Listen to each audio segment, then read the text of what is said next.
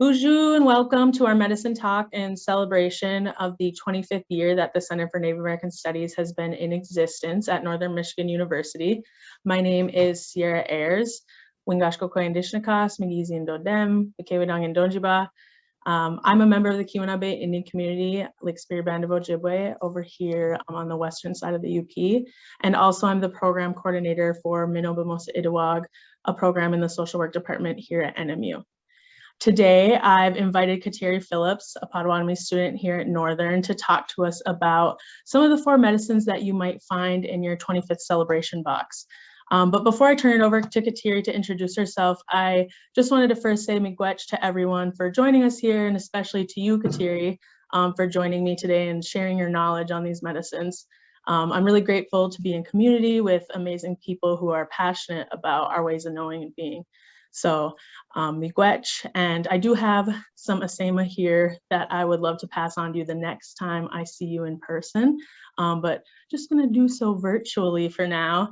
And I'll let you speak more on asema or tobacco, but wanted to just let folks know that this is a medicine that we use when we wanna ask for something, when we pray with our relatives, both human and non-human, and when gathering medicines, when we're looking for guidance or teachings. So without further ado, I will turn it over to you, Kateri. Miigwech. Bonjour Ginoa, Kateri Dojnakas, Bish Mina Chiguan Dodam, Bodawadmi and Down Mina Chishibandia and the Badaguas, Miagia Nasabag King and Botpia. Hello guys, my name is Kateri. I'm Potawatomi. My clans are Water and Thunder.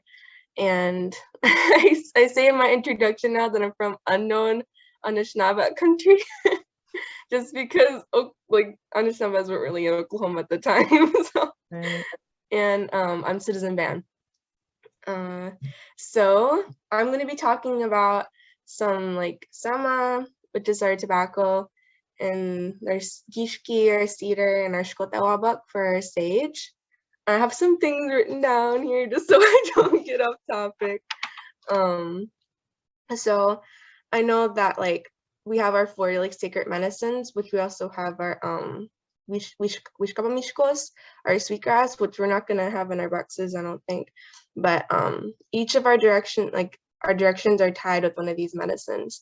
And culturally, like people say different things, you know, around the different dialects in different countries. So I may say something different, but you know, that doesn't like make it wrong, or there's like no wrong or right. Like you listen to what your elders tell you, and that's your like true knowledge of your area. So these are just things that I've been told, and I don't have like a wealth of knowledge. I'm not an elder yet. You know, I've been picking up things from like around. So this is mostly like what I've heard and like from where I'm from and communities I've learned from. So for our tobacco, which I call sama, we tie that with the direction of east. And it's really important to understand that people, we use it in almost every scenario that I could think of, especially in moments when you're feeling very grateful, or maybe you're in a moment of weakness. Sama is a really important thing to use, to put down. And I always think of it as like something that transfers like your energy, and it just kind of tells like our relatives look around like how you're doing and how you're feeling in that moment. I was also told like over in the spirit world, when they get that like sama or they like see it, it almost like sparkles, like in the movie Coco when they put down the flower petals and it's like a bright orange color, but they don't see that way in the real world. That's how I heard it. It's kind of like that with our sama. It's like sparkly. It's like gold. It's really a precious commodity over there. How we prepare it. I was told that mostly men prepare our sama, but that doesn't mean that just men do it.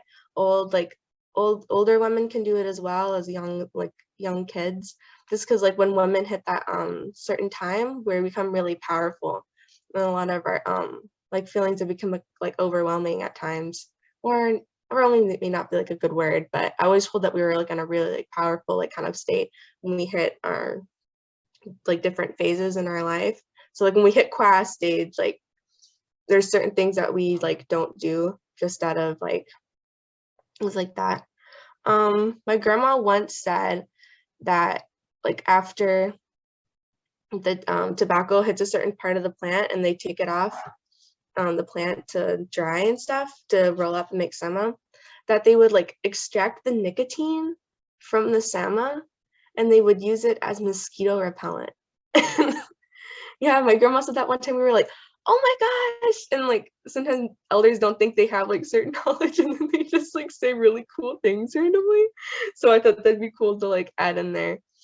Um so, oh, and sama like cultivated the right way, we will typically, I call that nin sama, and it's more if it's done like traditionally, we consider that ceremonial. And when we like pray with that, we only use like a little like tiny bit. And usually we say that for all sama, but especially for nin sama, just because if it's made the right way, it doesn't like have some of those chemicals and stuff that you'll buy from the store. Like we still use that kind of tobacco and for praying and stuff, but it's different when you like get it from somebody who's cultivated it like and prepared it traditionally. And I was also told like recreational like cigarettes. I've seen people use the sama in there too, but it's like the same thing. Like we don't really use it like recreationally. It's usually like praying is usually separate, but it's still like sama, so I still see it done. But yeah, I will talk about gishki, our cedar, next. We take gishki with the direction of south, so jawanong. Gishki cedar is super important to understand by people, especially in times of like sickness. I know, like, especially I just recently got COVID, and there was always a pot of like gishki tea on the stove just because it's cleansing. It's cleansing and it helps like protect your home. It's really important. It's also really important for a ceremony. I know for like fasting, we'll put like a circle of gishki around, and it's supposed to protect us and like our little space throughout our fasting time. Also, as a kid, we did chibakwas, which are feasts, and I would always put a little bit of gishki in there with my sama, and just like a little bit of water on the outside for to put in that fire too. So gishki is really important to Anishinaabe people. Let's see, when I'm preparing like and like getting gishki for ourselves, mostly women prepare gishki, but I also know like small children can as well. We always put our sama down before like and like harvesting any kind of mshkuki or medicine, just to like tell the mshkuki like who you are and why like you're harvesting and where it's going to be going and what kind of uses like you're going to have for it. Because like when we pick out mshkuki, it does a lot for us when we bring it inside of our home, and it does all these great things for us. And so it's only like in my heart, it's only right just to say like who we are and why we're picking it when we're doing the harvesting, like in the beginning. Okay, and then I'll talk about our Skotawabak, our sage. We carry our sage to the west direction. I had to look this one up. For some reason, I always forget the word for west. Sungabyanong. So yeah, sage has a lot of like mysticism about it. Oh, it's like just for like bad spirits, which I completely believe, but it's also I heard from an elder that I think even on the UP like hospitals, you can smudge with sage because it's antibacterial and it kills airborne bacteria. And I think with a lot of our medicines, I think we'd be surprised to see that there's like ties like that way, like how science actually starts to say the things that we've been saying for a long time. Like, yes, we say that it cures the bad spirits, but we always knew that it was antibacterial too, and it cleanses in that way. So sage is super important. When harvesting like our sage, it's kind of rocky right now because a lot of people use sage. And so just to not over harvest and stuff, but like it's the same process. Like you put your sama down, you say who you are, and then you pick only what you need for niyam shkaki. Me typically when I pick my sage, I'll pick enough just for like the year, because like as the year goes by and something happens and I need to just like smudge, it feels like it'd probably be the end of the world if I didn't have any sage. So I pick enough. But if I pick too much, then like the next time I go harvest when the season comes around, then I'll get like less. But yeah, so moments that I'll like use my stage is like maybe if I'm feeling like moments in our family when everybody's like off, you know, like the feeling when somebody's upset and then it causes a domino reaction. There's like a bad feeling in the home. We'll typically use our sage and we'll smudge like the whole house just I don't know, it's kind of like a reset. It makes everybody feel better. And I've also noticed like the smell, it's something that I've like cherished since I was a kid. So it's almost like a reset too. It's like, oh, like makes me think of ceremony and I don't know, it just calms me down. So yeah, I always um I always love the smell of sage. But yeah, so those are just some of my knowledges I have on these three medicines, these three beautiful medicines that I could not live without. It's so important to the Anishinaabe way of life, and I'm really thankful that you guys are taking the time to share your ear and listen to some of our knowledges. And for those of you who are here just to, I don't know, already know some things, but just listening, thank you too. I think you all are amazing. Thank you for listening. Thank you, Kateri, and Miigwech for being here and sharing your knowledge and your stories. And I love hearing from other folks in Indian country, especially other Anishinaabe folks, just like things that you've learned and have like come to know throughout your time, and you know, clearing up some of those like well-known stereotypes and like different misconceptions about our medicines, and also just giving some access to people who might not have you know, that same connection with their elders in their community or people who have this knowledge. So super appreciate you bringing your voice here to share with us and relaying all of that so beautifully. I do want to ask if people want to learn more about these medicines beyond what you've shared, do you have any advice for folks on how they can do that?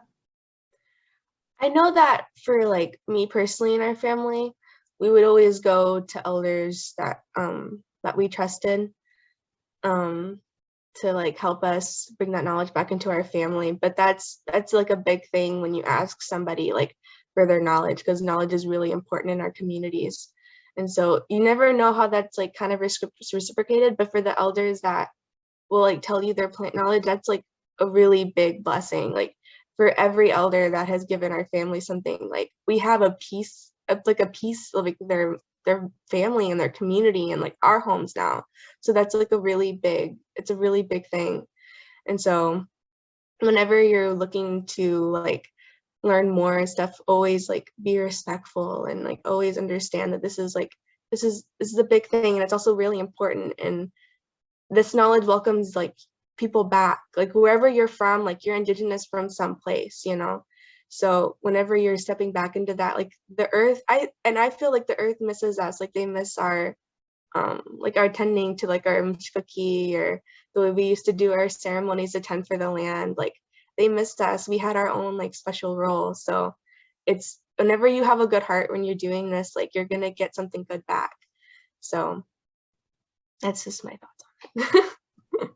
Yeah, miigwech, and I appreciate what you said too, because something I've learned and I've heard too is that like if you really want to like know more and are looking for more, like you said, like take that tobacco, and if you want to talk to, we say Gijik in Ojibwe country over here, but if you want to learn more about Gijik, you know, take your tobacco to your Sema to Gijik and talk to them, you know, ask them, you know, have a conversation with them, get to know them, build that relationship. And I think, you know, you're bringing that into this conversation too. So thank you.